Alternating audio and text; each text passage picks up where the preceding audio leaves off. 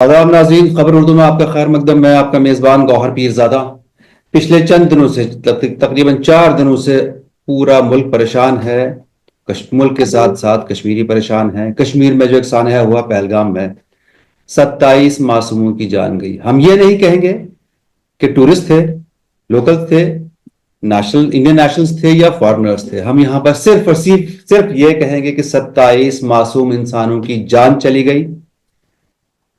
Terrorist ने उन पर गोलियां चलाई और 27 निहत्ते बेगुनाह मासूम इंसानों की जान गई। कश्मीरी हर तरह से परेशान रहा है। पिछले 30 साल से हम देख रहे हैं कि कश्मीर में जो ये सिलसिला चलता हुआ आ रहा है, कुल मिला के इसका असर कश्मीर और कश्मीरियों पर ही पड़ता है। यहाँ हमने देखा कश्मीर में लोगों ने उसका सोग मनाते हुए उनकी सॉलिडारिटी के साथ यहाँ पर बंद किया। पूरी तरह से ये यकीन दहानी कराई कि जो भी यहाँ पर टूरिस्ट हैं वो हमारे भाई हैं, हमारी जान है, हमारे अपने लोग हैं। हम उनकी सेफ्टी के लिए अपनी जान दे देंगे। लेकिन उसके बावजूद ये देखा जा रहा है कि कश्मीरीज को जो इस वक्त इस स्टेट से, यूटी से बाहर हैं, उनको टारगेट किया जा रहा है। आखिर इनका कसूर क्या है? दिलीप पंडिता जी, सोशल वर्कर, पॉलिटिकल एक्टिविस्ट हमारे साथ हैं। दिलीप जी, आदाब। आदाब गौर साहब, आपका बहुत बहुत शुक्रिया कि आज आपने मेरे को इनवाइट किया अपने शो में। बिल्कुल, कश्मीरियों की आवाज आप भी हैं, आप यहाँ के हैं, लोकल हैं, कश्मीर के रहने वाले हैं। और आपने भी देखा होगा, जैसे हमने तो ये भी देखा कि आगरा में 2 लोगों का कत्ल हुआ। ये बोल के खुलेआम ये बोल के कि हम इसका बदला लेंगे। कसूर उनका भी नहीं था और कसूर उन कश्मीरियों का भी नहीं था जो यहां से दूसरे स्टेट्स में पढ़ाई के लिए और बिजनेस के लिए जाते हैं। आखिर क्या किया जाए? गौर साहब, सबसे पहले मैं जो हमारे पहलगाम में 27 लोग मारे गए, पहले उन कड़े शब्दों में उनकी निंदा करता हूं। और जो कल 2 लोगों की आगरा में हत्या हुई, आपने जो बोला कि 2 लोगों की हत्या हुई है, मैं उनकी भी कड़ी शब्दों में निंदा करता हूं। खून बहा इंसान का, चाहे वो मुसलमान हो चाहे वो हिंदू हो। खून बहा कश्मीरियत का, खून बहा कश्मीर का, खून बहा उस तो कल्चर का जो कल्चर वर्ल्ड में मशहूर था। खून उस चीज का बहा। देखिए, मैं दोनों को जस्टिफाई नहीं कर सकता हूं, चाहे पहलगाम हो चाहे आगरा हो। मैं दोनों इनको जस्टिफाई नहीं कर सकता हूं, क्योंकि दोनों जगह इंसान का ही खून बहा है। दोनों जगह इंसान का ही खून बहा है। मुझे नहीं लगता कि कोई भी ऐसा शख्स होगा कश्मीर में या पूरे मुल्क में जो इस बात को जस्टिफाई कर रहा होगा। सब सोग मना रहे हैं। नहीं, what is the difference? What is the difference? Really, what is the difference between those terrorists who killed 27 people and those terrorists who killed 2 people in Agra? Difference क्या है? अगर आप बोलते वो आतंकवाद है तो ये क्या है? ये कौन सा वाद है? ये जातिवाद है? ये क्या वाद है? ये दोनों घटनाएं हैं कड़ी निंदनीय हैं, जिनको मैं कड़े शब्दों में निंदा करता हूं और उन लोगों को चेतावनी देता हूं, भाई इंसान का कत्ल करना छोड़ दो। इंसान का खून खून है, वो पानी नहीं है। उस खून की कदर कीजिए। देखिए, आज की डेट में हमारे गवर्नमेंट ऑफ इंडिया बोलती है कि हम वो करेंगे, हम ये करेंगे। पिछले 35 साल से हम ये देख के आ रहे हैं। आज आप खुद कश्मीर में रह रहे हैं, आपने खुद कश्मीर में जर्नलिज्म किया, आपको खुद पता है कहां पे क्या हो रहा है। मैं पहले बोलता हूं, इन गवर्नमेंटों को, जितनी भी आज गवर्नमेंट है, जितनी भी आज तक गवर्नमेंट है, अपने गिरेबान में झांक के देखे आप लोग हो कहां पर है। अगर टेररिज्म है, अगर टेररिस्ट है, आप बोलते टेररिस्ट का कोई धर्म नहीं है, आप बोलते हो टेररिस्ट का कोई धर्म नहीं है। जो पिछले 35 साल से जितने भी टेररिस्ट आज तक निकले थे, जिन्होंने सरेंडर किया, those who were supposed to be hanged, 12,000 लोग, 12,000 लोग आज उन्हीं पॉलिटिकल पार्टियों में बड़े ओहदों पर बैठे हैं। उनको Y+Z+ सिक्योरिटी मिली हुई है और वही लोग ओवरग्राउंड वर्कर्स का काम करते हैं। पहले आप उन पर क्रैकडाउन क्यों नहीं करते हैं? आज 35 साल से आज तक किसी भी टेररिस्ट को, किसी भी मुजाहिद को, किसी भी सो कॉल्ड जहादी को आज तक कोई सजा नहीं हुई। अगर आपका कानून कानून के हिसाब से काम नहीं कर रहा है तो लोगों में डर कहां से रहेगा? लोगों में डर कहां से रहेगा? अब आप बेगुनाहों को उठा रहे हो, यूएपीए लगा रहे हो, कितने बेगुनाह लोग आज की डेट में भी जेलों में बंद है। ये जो बेगुनाह है, जो वाकई बेगुनाह, लिटरली बेगुनाह है, वो उसमें कितने लोग मतलब सस्पेक्टेड है लेकिन बेगुनाह ज्यादा है उसमें, आपने उनको जेलों में डाल के रखा। लेकिन जो क्रिमिनल्स है आपने उनको ओहदों पर बिठा के रखा, आपने उनको सिक्योरिटी दे रखी है। पहले आप अपनी गिरफ्तार में देखिए ना, पहले आप वहां से क्लीनिंग जो आपको करनी है, आप बोले कि अभी आप बोले कि हमें वो क्लीन स्वीप करना है, तो क्लीन स्वीप आप वहां से शुरू कीजिए ना। अगर आपको वाकई कश्मीर बचाना, अगर आपको वाकई कश्मीरियत बचानी है।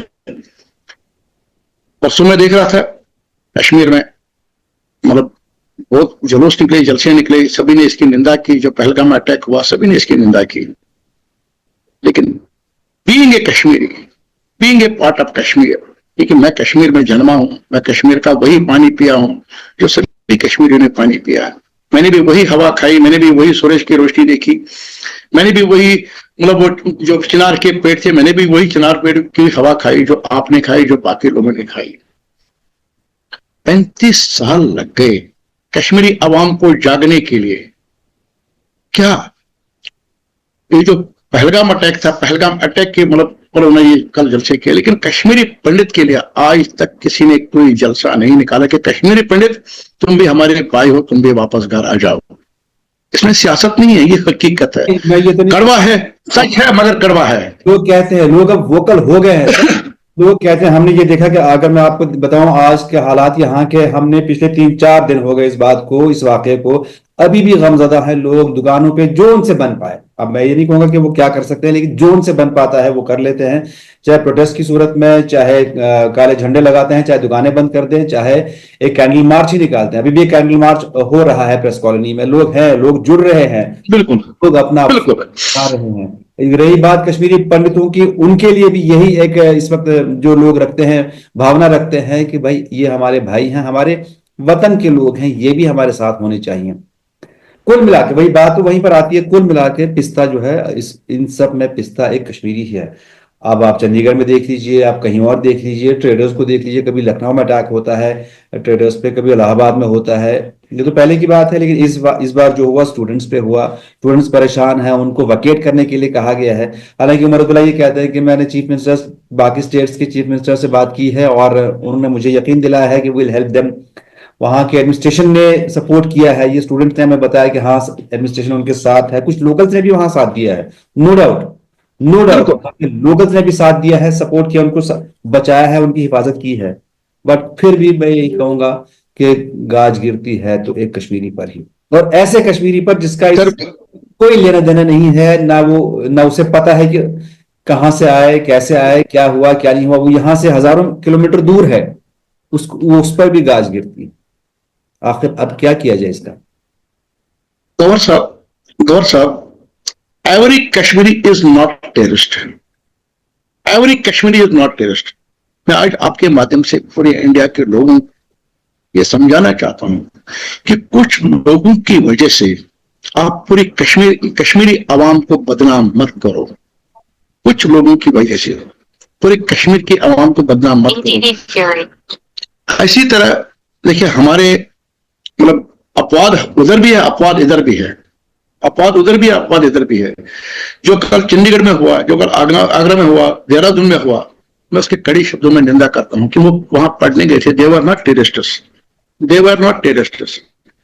और जो पहलगाम गए थे, दे वर टूरिस्ट्स। अगर उनको टेररिस्ट बनना ही होता सर, वो किताबें ना उठा के बंदूक उठाते। उन्होंने बंदूक को देखा भी नहीं होगा, पता भी नहीं, बंदूक को छोड़ दिया। उन्होंने बंदूक को छोड़ दिया और किताबों की तरफ रुझान किया है, किताबों की तरफ रुझान किया है, उन्होंने किताबों की तरफ रुझान किया है। सबसे बड़ी बात यही थी कि उन्होंने बंदूक नहीं उठाई, उन्होंने किताब उठाई, उन्होंने कंप्यूटर उठाया, उन्होंने लैपटॉप चलाना शुरू कर दिया। ठीक है, तो हमें उन बच्चों को भी प्रोत्साहन करना चाहिए, हमें उन बच्चों को भी शील्ड करना चाहिए, हमें उन बच्चों को भी ये करना चाहिए कि नहीं बेटा, आप तुम लोग आगे बढ़ो, तुम लोग कश्मीर का फ्यूचर हो। और जो कश्मीर हम लोगों ने देखा है, जो कश्मीर हम लोगों ने देखा, उस कश्मीर को दोबारा रिपीट मत करो जो हमने कश्मीर देखा है। ठीक है, हमें उन बच्चों की प्रोटेक्शन करनी चाहिए, हमें उन बच्चों को प्रोटेक्ट करना चाहिए। लेकिन साथ साथ ही मैं कश्मीर के आवाम से भी आज आपके माध्यम से एक अपील करना चाहता हूं, एक अपील करना चाहता हूं।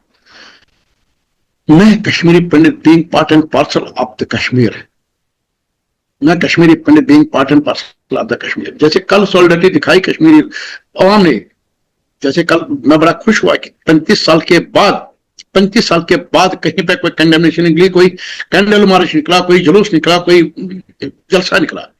आज भी मीर भाई ने बोला कि मैं उसको कंडेम करता हूं, लेकिन मैं आपके माध्यम से उस मीर भाई साहब से पूछना चाहता हूं कि 35 साल लगे आपको, आज तक आपने कश्मीरी पंडित का नाम नहीं लिया कि कश्मीरी पंडित की यहाँ का रहने वाला था, उस कश्मीरी पंडित को कैसे वापस लाया जाए।